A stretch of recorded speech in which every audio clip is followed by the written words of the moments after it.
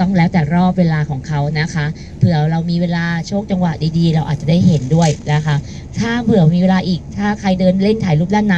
เสร็จเรียบร้อยแล้วเดินทะลุไปถึงประตูด้านหน้าคุณก็จะเห็นลักษณะการเรียงแถวอยู่ของทหารประจำนะคะถ่ายรูปด้านหน้าได้อีกรอบหนึ่งเหมือนกันสวยด้วยเนาะมีใครเหมือนกับเป็นละครประมาณว่าแนวแบบผีอะไรอย่างนี้หน่อยๆเนาะซอมบี้อะไรพวกเนี้ยเป็นผีดิบอะไรประมาณเนี้ยก็แนวนี้ก็เยอะหน่อยแล้วก็ตอนนี้ที่ดังจะเป็นเรื่องของ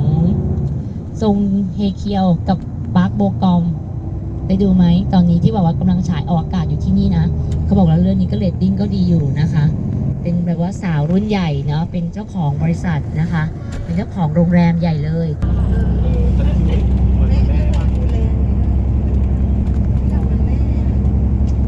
น่ารักใช่คือละครเขาสร้างให้แบบแนวเราจริงๆแล้วในชีวิตจริงเกาหลีโรแมนติกเหมือนในละครไหมโรแมนติกนะทีนี้ผู้ชายเกา